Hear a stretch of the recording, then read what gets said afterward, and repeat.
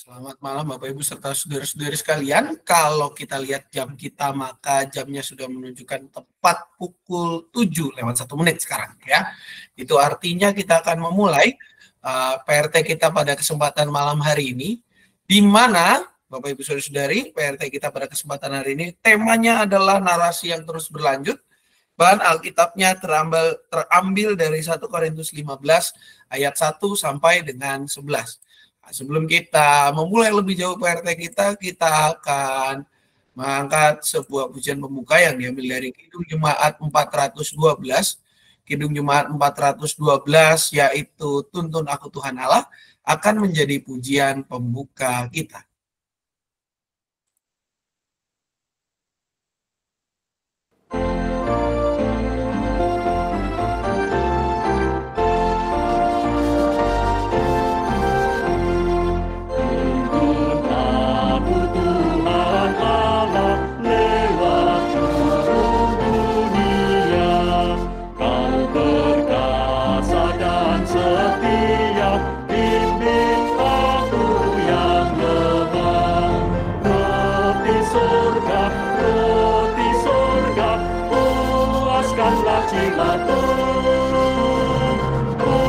Puaskanlah jiwaku, Engkau sumber air hidup, penyembuhan jiwaku, dan berjalanlah di muka dengan tiang awanmu. Juru selamat, Kau perisai hidupku.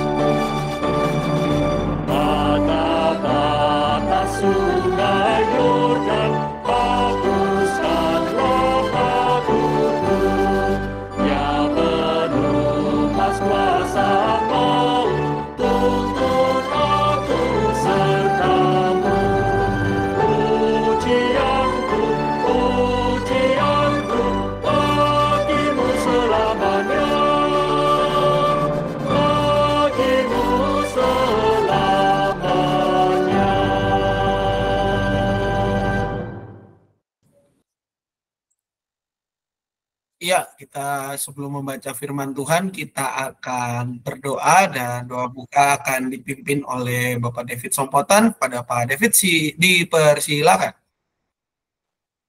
Baik, terima kasih Bapak Ibu. Selamat malam semuanya. Kita akan memulai PRT kita secara online pada kesempatan malam hari ini. Tentunya PRT yang pertama di awal tahun 2025. Mari sebelum kita memulai membaca firman Tuhan, kita berdoa. Tuhan Allah Bapa yang bertahta di dalam kerajaan sorga, Tuhan yang kami sembah di dalam Yesus Kristus, Juru Selamat kami yang hidup, puji dan syukur kami naikkan kehadirat-Mu ya Bapa, di mana atas kehendak-Mu kami boleh kembali berkumpul, bersekutu, bersatu hati, untuk memuliakan nama-Mu melalui pujian dan melalui firman Tuhan. Kalau dalam PRT ini sebentar kami akan mendengarkan firman-Mu, biarlah kiranya Tuhan mampukan kami untuk memahami setiap firman-Mu yang kami dengarkan, dan biarlah Tuhan juga yang memampukan kami untuk senantiasa melakukan firman-Mu di dalam kehidupan kami. Berkati Pak Pendeta Samuel yang akan membawakan firman-Mu, biarlah apa yang dikatakan boleh seturut dengan kehendak-Mu, dan biarlah firman-Mu yang disampaikan boleh menjadi berkat bagi kehidupan kami semua.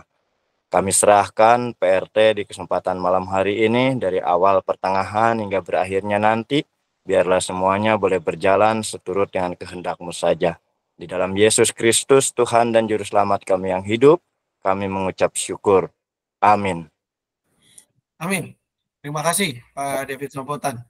Baik, Sama-sama. Bapak Ibu Saudari, bacaan Alkitab kita diambil dari 1 Korintus 15, surat 1 Korintus 15 ayatnya yang pertama hingga 11.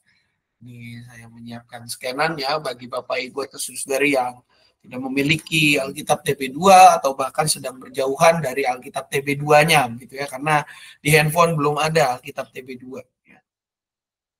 1 Korintus 15 ayat 1 sampai dengan 11 menjadi bacaan kita. Demikian bunyi firman Tuhan. Sekarang saudara-saudara, aku mau mengingatkan kamu kepada Injil yang aku beritakan kepadamu dan yang kamu terima, ya, dan yang di dalamnya kamu teguh berdiri.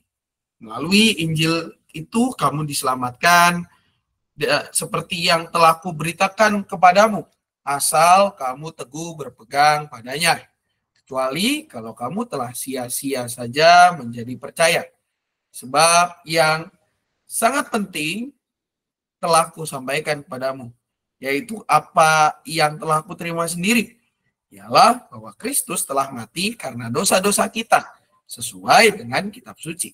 Bahwa ia telah dikuburkan, dan bahwa ia telah dibangkitkan pada hari yang ketiga sesuai dengan kitab suci.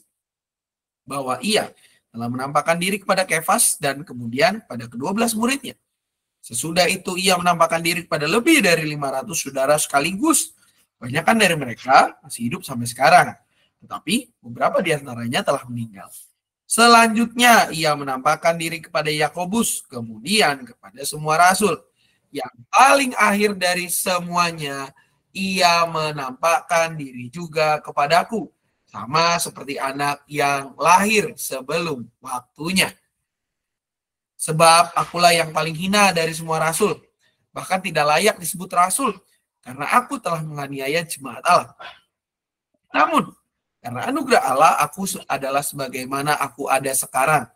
Dan anugerah yang diberikannya kepadaku tidak sia-sia. Sebaliknya, aku telah bekerja lebih keras daripada mereka semua. Tetapi bukan aku, melainkan anugerah Allah yang menyertai aku. Sebab itu, baik aku maupun mereka, demikianlah kami mengajar dan demikianlah kamu menjadi percaya. Demikianlah bacaan firman Tuhan. Yang berbahagia ialah setiap kita yang tidak hanya membaca, namun juga menjadi pelaku sekaligus pemelihara firman Tuhan dalam kehidupan keseharian kita. Bapak Ibu serta saudara-saudari sekalian, kalau kita bicara tentang narasi, Bapak Ibu saudara-saudari, kadang kita itu sulit ya membedakan mana tujuan dan mana yang menjadi sarana untuk menggapai tujuan ya.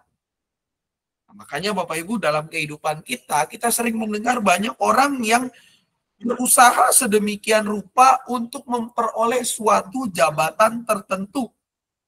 Ya.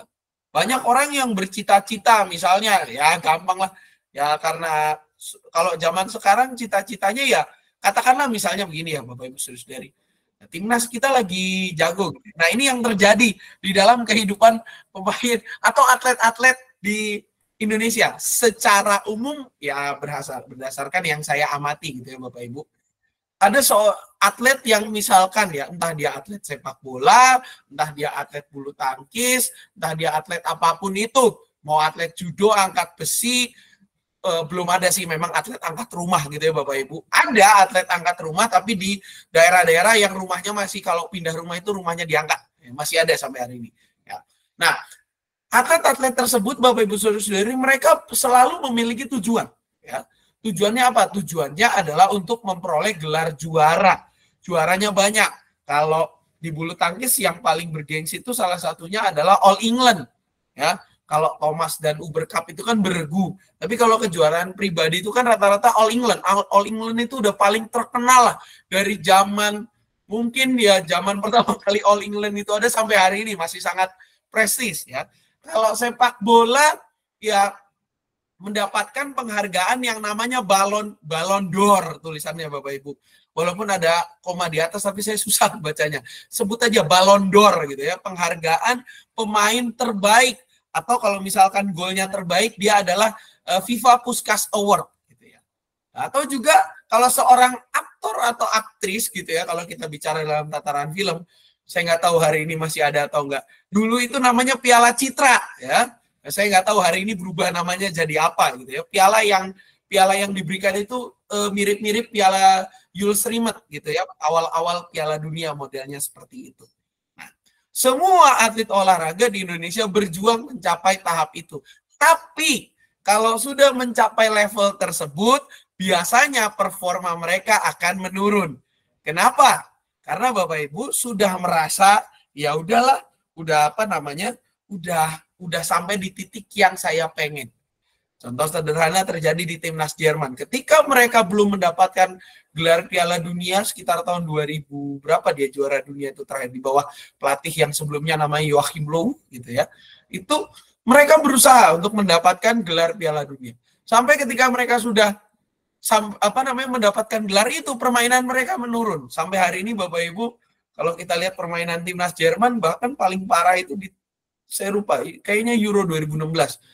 Dikalahkan oleh Korea Selatan yang pelatihnya kemarin ngelatih Indonesia aja dipecat gitu ya. Ya bukan dipecat sih, berakhir kerjasamanya. Nah, kalau udah sampai di titik tertentu, maka dia akan berhenti.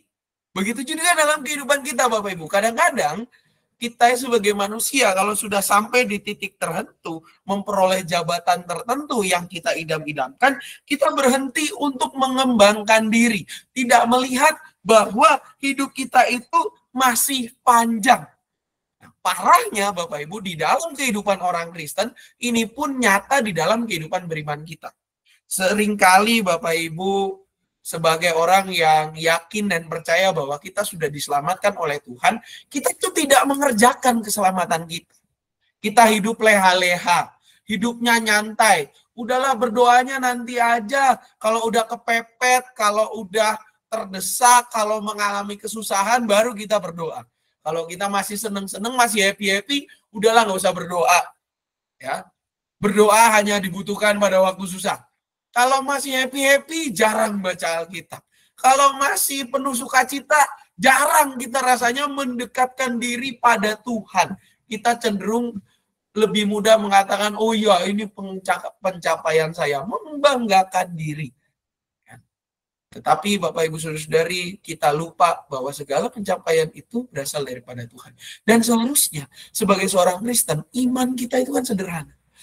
Susah maupun senang, sakit maupun sehat, kita harus tetap dekat sama Tuhan. Kita tidak hanya dekat pada waktu sakit, tapi pada waktu sehat kita harus dekat. Tidak waktu dekat sama Tuhan hanya pada saat kita mengalami duka cita. Sukacita pun kita harus tetap dekat. Nah, yang terjadi adalah kita itu, ya, saya mungkin beberapa kali pernah mengkhotbahkan gitu ya. Dulu, waktu saya masih di Harapan Indah, masih belum jadi apa-apa, masih bahkan SMA aja belum lulus gitu ya, Bapak Ibu, belum sekolah teologi, ada sebuah fenomena yang saya perhatikan. Apa itu fenomenanya? Sederhana. Peserta kami dulu ada sebuah kegiatan PA gitu ya, PA pagi 2 kali dalam seminggu. Kalau nggak salah hari Rabu pagi dan hari Sabtu pagi gitu ya. Nah, di dalam kondisi-kondisi itu saya memperhatikan karena waktu itu saya sedang berlibur, kalau mau deket naik-naikan kelas itu PA-nya rame, bahkan membludak. Tapi kalau sudah selesai momen naik-naikan kelas, kembali lagi ke settingan pabrik, orangnya sedikit. Persekutuan doa malam juga sama. Kalau orang mau deket naik-naikan kelas, orang mau penerimaan CPNS dan segala macamnya itu pasti rame. Tapi kalau sudah selesai pergumulannya, maka berakhir pula keterlibatannya dalam kegiatan-kegiatan yang mendekatkan diri pada Tuhan tersebut. Ini adalah contoh real daripada iman kita. Nah, di dalam suratnya kepada jemaat di Korintus, Bapak Ibu Saudara-saudari, Paulus juga melihat bahwa kehidupan jemaat di Korintus itu seperti ini. Bahwa mereka yang merasa menerima anugerah Tuhan, mereka hidup sia-sia. Mereka hidup sia-sia. Mereka tidak teguh hidup di dalam Injil yang mereka harus jadikan dasar kehidupan.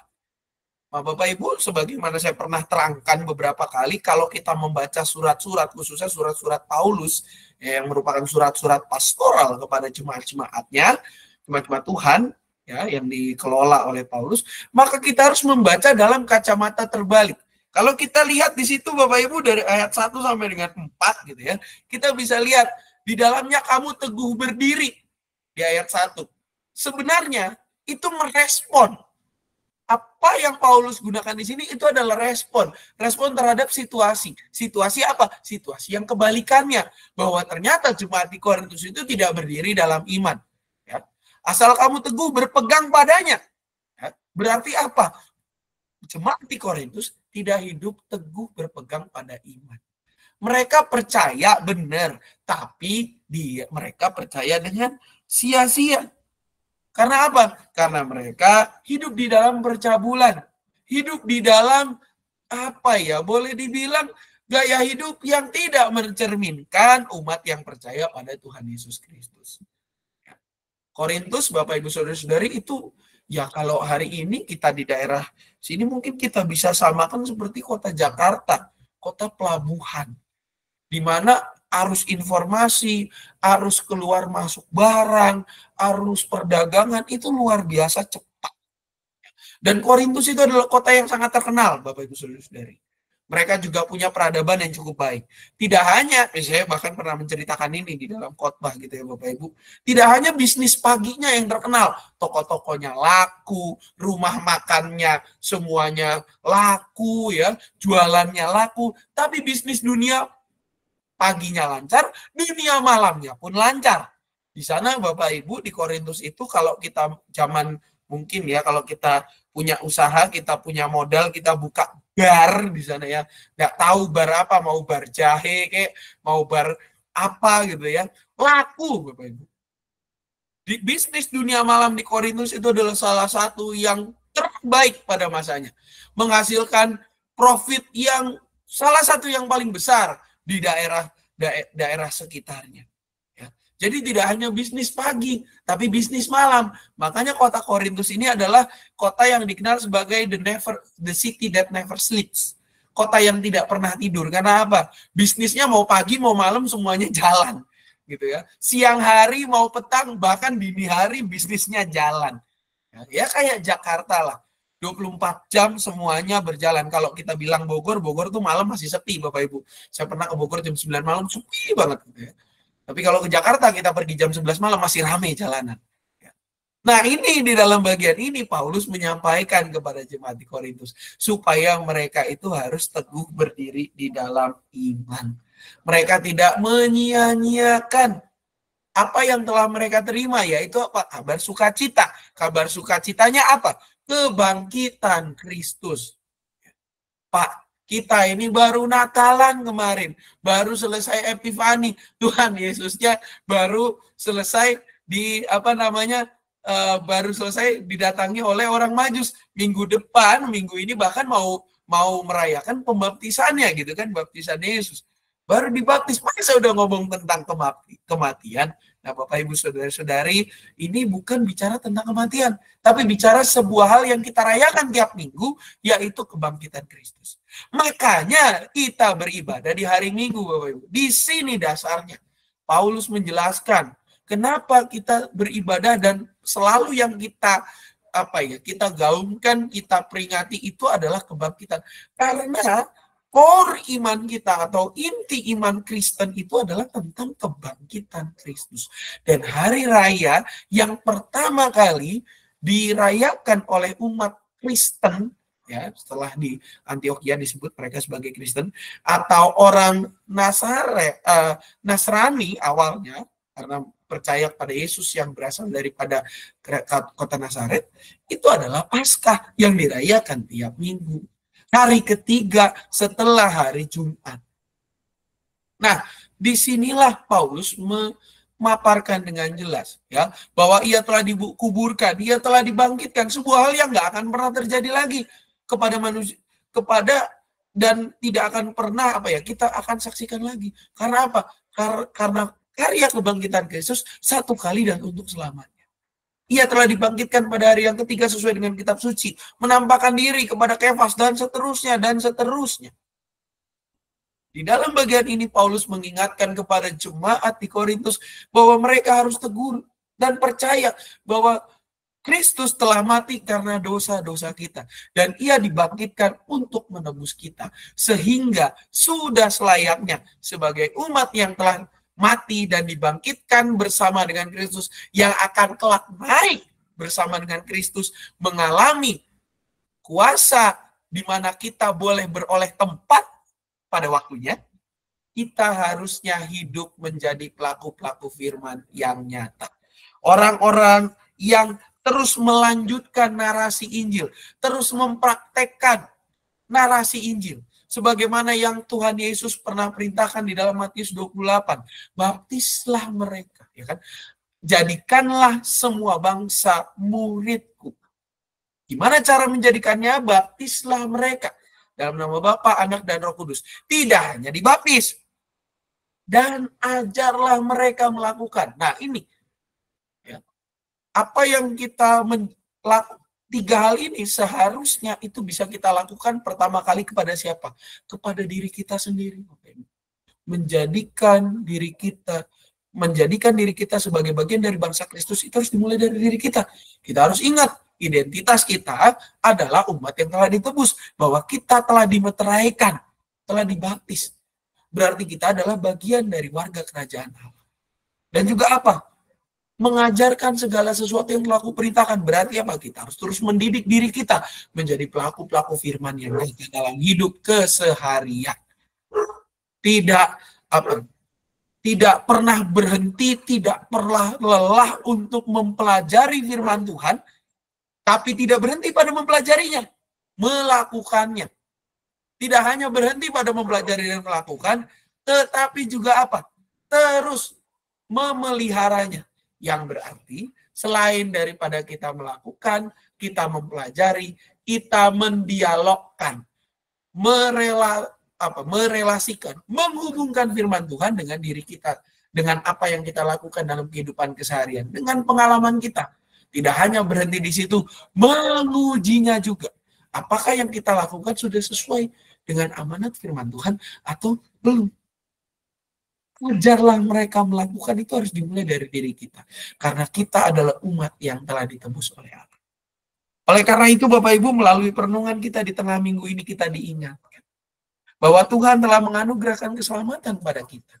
Lewat karya yang Tuhan Yesus lakukan. Kita nggak bisa ngomong, Pak, ini baru kita ngerayain Natalan loh kemarin, ini udah ngomongin soal kebangkitan bahkan. Lewat tiap minggu kita merayakan kebangkitan. Panitia Paskah aja udah dimintain Bapak Ibu ya. Kalau yang ikut rakor kemarin atau bahkan di Warta Jemaat mungkin sudah ditulis gitu ya. Perwakilan masing-masing BPJ minimal 2 orang untuk menjadi bagian dari panitia. Berarti lebih dari 2 orang boleh, kurang jangan gitu ya. Panitia apa? Panitia Paskah dan Pentakosta. Itu aja kita sudah mulai. Berarti apa? Berarti kita pun juga diingatkan bahwa kita ini adalah umat yang terus bergerak menghidupi firman Tuhan karena kita telah dibangkitkan olehnya. Oleh karena itu Bapak Ibu, marilah kita melanjutkan anugerah itu dengan apa? Teguh berpegang pada Injil. Teguh berpegang pada Injil berarti kita harus punya pemahaman yang baik tentang firman Tuhan. Tidak bisa kita katakan sebagai seorang Kristen gitu ya Bapak Ibu, udahlah yang penting saya mah melakukan aja firman-Nya, nggak usah dipelajarin. Itu adalah orang Kristen yang harus bertobat. Kenapa? Berarti dia nggak pernah baca buku manualnya. Gimana caranya Bapak Ibu Saudara-saudari, kita yang nggak punya pengalaman, itu mengerjakan sesuatu yang nggak pernah kita pelajari sebelumnya. Ibarat kata kita nggak pernah punya handphone, kita nggak pernah pakai handphone yang sudah pinter gitu ya. Tahu-tahu kita harus pakai tanpa kita pelajari yang namanya buku-buku petunjuk pengguna. Gimana kita punya motor, nggak pernah merawat motor, tapi harus merawat motor kalau nggak pernah baca buku pedoman pengguna. Ya, zaman dulu itu kan sering dipakai Bapak Ibu. Gimana caranya kita mau merawat mobil, padahal kita nggak pernah punya mobil kalau nggak membaca pedoman penggunanya. Begitu juga dengan iman kita. Kita nggak bisa ngomong, Bapak Ibu, udah saya melakukan firman aja, nggak usah kita pelajarin. Lah, gimana caranya orang kita nggak pernah baca? Kita nggak pernah punya. Kita ini kan orang-orang yang diperbarui dalam Tuhan. Gimana caranya kita hidup melakukan kehendak Tuhan kalau kita nggak pernah membaca firman-Nya? Itu mah orang yang kacau beliau. Boleh dibilang ya agak delusional sedikit ya dia ngomong begitu. Imannya iman yang delusional begitu ya. Iman yang tidak jelas dasarnya apa. Kita harus tekun mempelajari firman Tuhan. Berpegang pada Injil berarti kita memiliki pemahaman yang baik dan benar tentang firman Tuhan. Pemahaman yang baik dan benar kita bisa peroleh lewat apa? Cara kita mempelajari firman Tuhan. Tidak hanya membaca Alkitab setiap hari, setiap saat, setiap waktu. Tidak hanya merenungkannya, tapi juga apa? Mendoakannya. Dan yang kedua Bapak Ibu, kita selain daripada kita harus berpegang pada Injil, kita juga harus apa? Menghasilkan hidup yang berpadanan dengan Injil. Menghasilkan gaya hidup yang mencerminkan bahwa kita ini adalah umat pilihan Allah yang telah ditebus. Dengan cara apa? Dengan cara menggunakan pikiran, perkataan, perbuatan, sikap, dan karakter kita. 5 hal yang menjadi aspek kehidupan seseorang manusia, itu semuanya dikerjakan dan diarahkan untuk kemuliaan nama Tuhan. Pak, kalau karakter mah udah nggak bisa diubah dari lahirnya gitu. Nah, itu adalah omongan orang-orang Kristen yang pikirannya pikiran duniawi. Karena apa? Tuhan bisa mengubah batu menjadi roti. Begitupun sebaliknya. Roti dari batu juga bisa dia rubah kalau dia mau. Batu aja bisa dia buat mengeluarkan air. Apalagi karakter kita. Firman-Nya bisa mengubahkan apapun itu. Dia berfirman aja kalau kita membaca kitab Kejadian, Bapak Ibu Saudara-saudari, jadi berfirmanlah Allah, jadilah tumbuh-tumbuhan, bangun semuanya, jadilah hewan-hewan, jadi semuanya. Apalagi kalau dia berfirman kepada kita, ubah karakter. Kamu harus berubah karakternya. Jadi, kalau kita mengatakan karakter kita nggak bisa diarahkan untuk kemuliaan nama Tuhan, itu namanya orang Kristen yang hopeless. Padahal kita adalah orang-orang Kristen yang harusnya memiliki pengharapan penuh di dalam Dia. Orang-orang Kristen yang enggak punya harapan. Orang Kristen yang meragukan karya Tuhan. Karena apa? Karakter kita bisa diubah sama Tuhan. Dan dalam kehidupan manusia, Bapak Ibu Saudari, semua bisa diubah asal kita mau. Asal kita mau hidup menurut jalan Tuhan. Karakter bisa berubah. Orang yang udah tua bisa berubah karakternya. Asal dia mau hidup bersama menurut jalan Tuhan. Kita tahu ayam goreng mereknya KFC ya Bapak Ibu. Bukan dia top ini ya. KFC.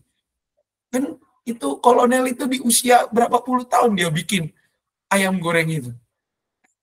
Orang dengan modal yang ada dia bisa bikin kok dengan beragam kali percobaan sampai dia ketemu bahkan jadi salah satu yang terbesar sedunia, ayam goreng franchise terbesar sedunia. Apalagi kita harusnya bisa.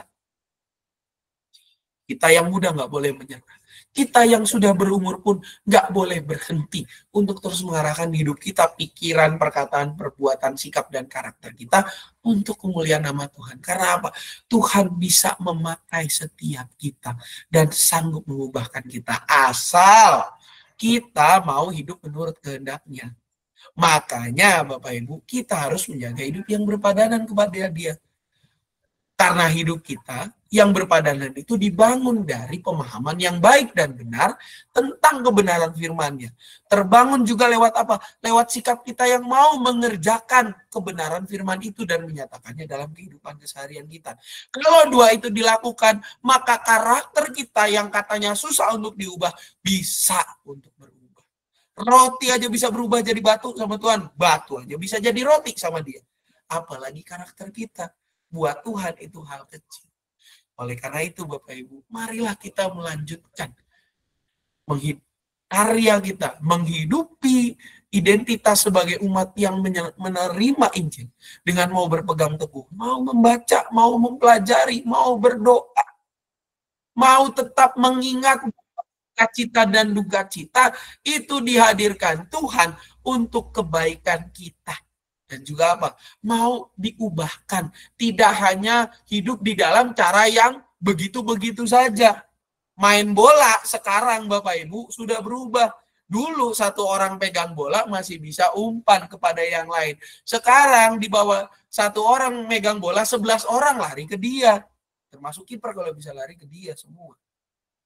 Nggak bisa kita main bola gocek-gocek lagi. Hidup kita harus berubah. Kita harus mau diubahkan oleh Tuhan. Diubahkan lewat pengalaman yang Ia hadirkan.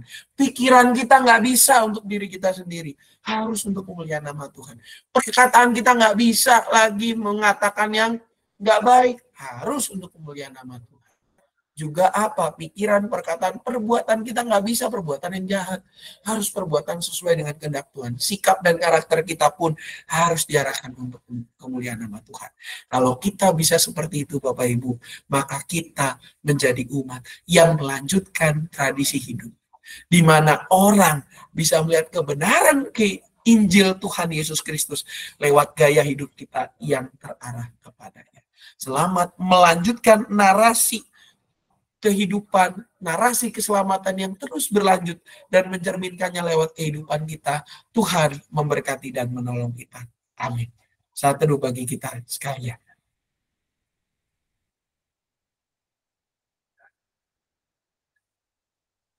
Saat teduh kita selesai, Bapak Ibu Saudara-saudari, ada beberapa pokok doa yang akan kita naikkan pada kesempatan ini. Beberapa sudah tercantum di dalam warta jemaat.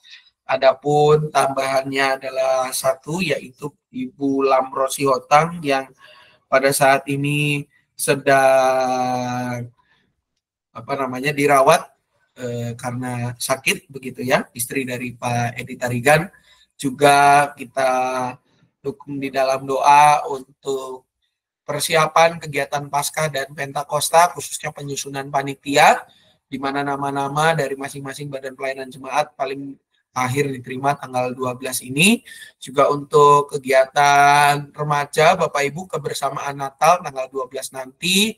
Semoga semuanya berjalan dengan baik dan juga aman, berjalan dengan aman, tentram dan sejahtera gitu intinya. Dan juga untuk hal-hal lain yang bisa Bapak Ibu baca di dalam warta jemaat kita. Ada tambahan Bapak Ibu Saudara-saudari mungkin? Hasan, Silakan Bu. mohon dukung doa buat suaminya Cici Sri, Pak Agus. Tuh, Ya, sakit. Bapak Makasih. Agus Irianto. Dirawat di mana, Bu? Kurang tahu, tapi kemarin ini saya dapat berita dari adik sepupunya, tetangga saya ini nanya. Oh, coba tanyain bilang Bu, ke saya. barangkali mungkin dirawat atau apa gitu. Oh iya, Info detailnya. Iya. Nanti dikabarin ya, Bu ya. ya makasih. Ya, mohon Bu Retno kasih. Ya enggak masalah saya. Ada lagi Bapak Ibu tambahan? Baik, kalau sudah tidak ada tambahan lagi, mari kita menaikkan doa syafaat kita kepada Tuhan. Kami bersyukur Tuhan pada kesempatan malam hari ini kami diingatkan di tengah minggu ini bahwa kami punya tugas untuk terus melanjutkan narasi Injil-Mu ya Bapa. Menyatakannya lewat hidup kami yang senantiasa terubahkan dan diubahkan oleh kebenaran firman-Mu saja. Mampukan kami menjadi umat yang bahkan memiliki pemahaman yang baik tentang berita Injil-Mu ya Bapa. Mau terus mempelajari, tidak hanya mempelajari tapi juga memelihara dan melakukannya dalam kehidupan sehari-hari. Menjadikannya sebagai dasar perubahan diri kami ke arah yang seturut dengan kehendak-Mu saja. Kami tahu ini tidak mudah ya Tuhan, tapi kami percaya kuasa-Mu menolong setiap kami. Kami berdoa juga pada kesempatan ini untuk bangsa dan negara kami ya Tuhan, dalam segala situasi dan kondisi yang terjadi. Tuhan berkati, Tuhan sertai para pemimpin kami. Kiranya Tuhan berikan hikmat dan anugerah supaya mereka boleh memimpin dalam terang kasih-Mu saja. Dan juga bagi setiap kami ya Tuhan, gerakkan kami untuk boleh berpartisipasi secara nyata, membangun bangsa dan negara ini lewat segala hal yang dapat kami kerjakan dan kami lakukan. Kami juga berdoa ya Tuhan untuk gereja-Mu, khususnya untuk kegiatan-kegiatan, penyusunan program pelayanan yang baru, pelantikan badan pelayanan jemaat yang baru di periode 2025-2027. Juga untuk melantik peneguhan calon penatua, termasuk kegiatan pembinaan calon penatua yang akan dijalankan mulai bulan ini sampai dengan bulan depan. Juga kegiatan kebersamaan Natal Komisi Remaja tanggal 12 yang akan datang. Bahkan juga untuk persiapan penyusunan atau drafting panitia Paskah hingga Pentakosta tahun ini ya Bapak. Termasuk segala kegiatan yang telah dirancangkan. Biarlah semuanya ya Tuhan berjalan seturut dengan kehendak-Mu saja. Kiranya ya Bapak segala sesuatunya Engkau cukupkan.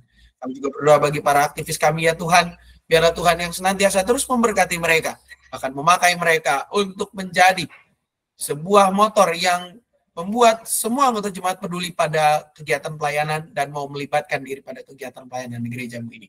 Kami juga mengingat sanak saudara kami yang dalam kondisi sakit maupun dalam masa pemulihan. Kami mengingat untuk Ibu Lampro Borusihotang, istri dari Pak Edi Tarigan, Oma Lena, Ibu Sumarti, Ibu Sumarmi, Ibu Suwarti, Bapak Yohanes Lumban Tobing, Bapak Joni Purba, Bapak Sutarto, Bapak Willy Hartono, Bapak Yusuf Gunawan, Ibu Hotna Boru Berutu, Ibu Tina, Ibu Wahyuni Kristin Saragi, Ibu Misda Pandiangan, Saudari Rebeka, Ananda Tes Satarigan, Ananda Ayunomi Sinaga, Ananda Giovanno Purba, juga mereka yang sedang bergumul terkait pekerjaan, pendidikan, kehidupan keluarga mereka, dan juga pergumulan-pergumulan lainnya. Kiranya Tuhan yang boleh hadir dalam hidup mereka, Tuhan yang terus menyatakan diri kepada mereka, dan biarlah kehendak-Mu saja yang jadi dalam hidup mereka. Keluarga yang mendampingi Tuhan juga berikan sukacita dan senantiasa memenuhi kehidupan kebutuhan mereka. Kami juga berdoa bagi para karyawan kami, termasuk juga untuk persiapan mulainya SMP BPK Penabur ya Tuhan di tahun ini. Kiranya Tuhan yang berkati segala sesuatunya. Para karyawan gereja juga ya Tuhan, biarlah Tuhan berkati, Tuhan cukupkan segala kebutuhan mereka.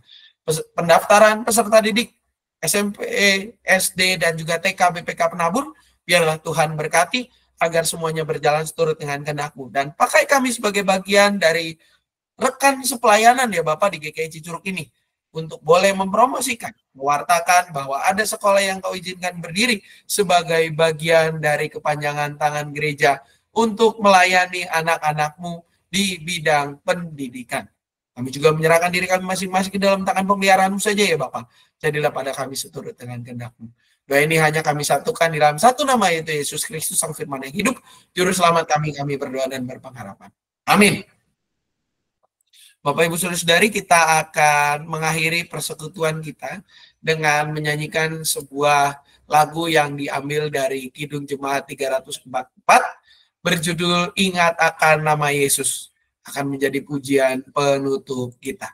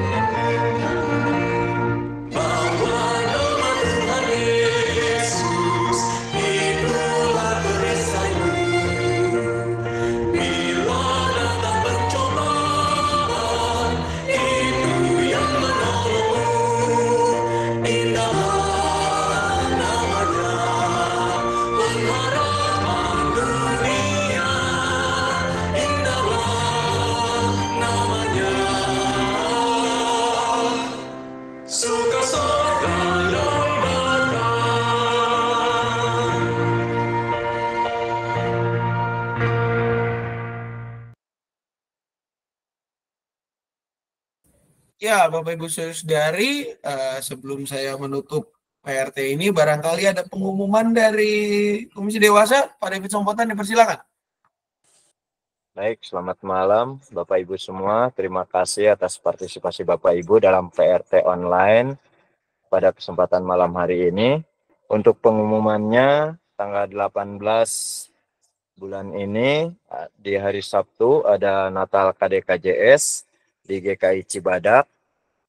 Ya, waktunya pukul 10 bagi Bapak Ibu yang akan ikut atau mau bergabung dalam Natal KDKJS bisa menghubungi Komisi Dewasa.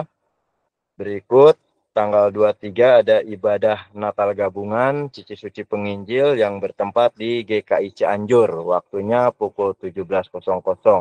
Nah, Bapak Ibu bisa ikut gabung ambil bagian, dan di dalam kedua Natal gabungan ini ada cross kado yang nilainya 50.000. Itu tidak berbentuk bahan makanan atau barang pecah belah. Untuk selanjutnya, untuk PRT bulan depan, PRT onsite nanti akan disampaikan melalui warta jemaat. Mungkin itu saja sementara Pak Sam untuk pengumumannya. Terima kasih. Terima kasih Pak David Sombota. Oke, ya. Berikutnya juga Bapak Ibu Saudara-saudari, kalau kita memperhatikan warta jemaat yang secara online maupun yang cetak, Bapak Ibu Saudara-saudari, kalau kita lihat di situ ada beberapa pengumuman yang harus kita perhatikan. Yang pertama terkait dengan kegiatan remaja besok itu ya tanggal 12 Bapak Ibu, baktian remaja itu kebersamaan Natal. Info lebih lanjut, para orang tua remaja bisa memperhatikan di grup orang tuanya, atau para anak-anak juga bisa memperhatikan di grup remaja. Silakan dicek keberangkatan dan segala macamnya, dan jangan terlambat karena naik kereta itu nggak bisa nunggu ya Bapak Ibu. Kalau mobil mungkin, kalau yang nyopir misalkan, kalau yang nyopir saya sih saya nggak tunggu, saya tinggal aja gitu ya. Kalau yang nyopir bis masih bisa nunggu ya. Kalau masinis kereta udah nggak peduli gitu ya. Jam 7.30 berangkat ya 7.30 dia jalan gitu ya. Nggak ada tuh tunggu-tungguan. Pak masinis tuh nggak bisa nunggu gitu ya. Sama kayak saya kalau nyetir mobil. Nah, tolong diperhatikan informasi teknis detailnya terkait tanggal 12 baik di grup orang tua remaja maupun grup anak-anak gitu ya. Khususnya yang ikut berangkat karena ada yang nggak berangkat juga Bapak Ibu ya.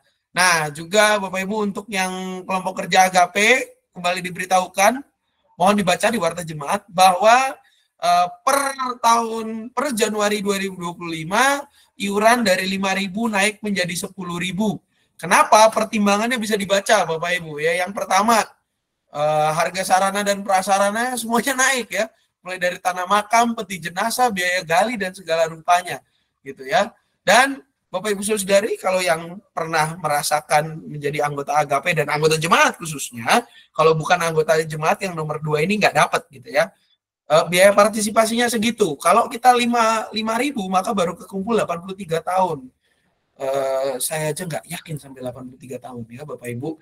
Jadi pertimbangannya seperti itu, dan itu sudah diputuskan di dalam persidangan Majelis Jemaat bulan Oktober 2024. Berarti sebenarnya sudah disuarakan mulai dari Oktober, November, Desember. Jadi kalau ada Bapak Ibu yang kaget, berarti Bapak Ibu yang kurang perhatian ya. Nanti tolong dilihat di situ. Jadi per bulan menjadi 10.000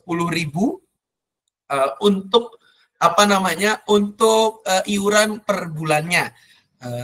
Sisanya yang lain segala rupanya masih sama gitu ya. Fasilitas yang diterima masih sama ya. Hanya biaya iuran iuran pelayanan saja yang naik begitu ya. Nah, juga Bapak Ibu perlu diperhatikan ini, dan saran kami dari kelompok Agape adalah jangan telat membayar, karena kalau terlambat membayar dalam kurun waktu 1 atau 2 tahun gitu, nanti keanggotaannya akan di-revoke atau dibekukan keanggotaannya begitu ya, diselesaikan. Juga Bapak Ibu, terima kasih atas Bapak Ibu yang juga memberikan donasi untuk persembahan Natal dan Tahun Baru 2025. Ya. Untuk masa raya Paskah diingatkan kepada masing-masing badan pelayanan jemaat untuk mengirimkan minimal 2, ini bukan masing-masing ya, minimal 2, jadi lebih dari 2 orang untuk perwakilan jadi panitia Paskah dan Pentakosta itu boleh ya. Pak, baru juga Natal, buru-buru amat sih mau Paskah sama Pentakosta. Jangan kaget Bapak Ibu, Paskah Pentakosta itu udah harus mulai kerja bulan Maret ya.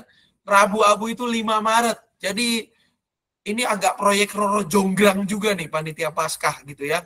Jadi paling lambat ditunggu 12 Januari, bisa lewat penatua pendamping Badan Pelayanan Jemaat atau bisa ke Pendeta Samuel, karena nanti nama yang disebut terakhir itu akan jadi dialah yang jadi formaturnya untuk menyusun panitia Paskah. Juga Bapak Ibu, para calon penatua, pembekalan penatua tanggal 18 Januari sampai 8 Februari, nanti informasi bisa dicek di grup bakal calon penatua.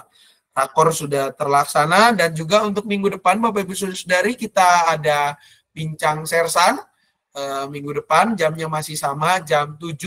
Jadi jangan lupa untuk hadir juga minggu depan karena minggu depan kita akan membahas sebuah kitab. Kemarin itu kan kita baru habis kitab kitab Yesaya. Nah, berarti kita akan membahas clue-nya adalah kitab yang dikenal sebagai nabi yang mengelap air mata, The Weeping Prophet gitu ya. Siapakah namanya pasti terletak setelah kitab Yesaya. Bapak Ibu bisa cek dan minggu depan kita akan mempelajarinya lebih dalam bersama-sama. Ya. Terima kasih atas partisipasi Bapak Ibu semua pada kesempatan PRT malam hari ini. Kiranya tayangan ulang juga bisa dicek di YouTube. Dan kiranya semua menjadi berkat bagi kita semua. Selamat malam, selamat melanjutkan aktivitas. Tuhan Yesus memberkati. Selamat malam Bapak Ibu. Malam Bapak Ibu semua. Terima kasih Berkati. Selamat malam semua. Terima kasih Pak Sam. Selamat malam Bapak Ibu semua.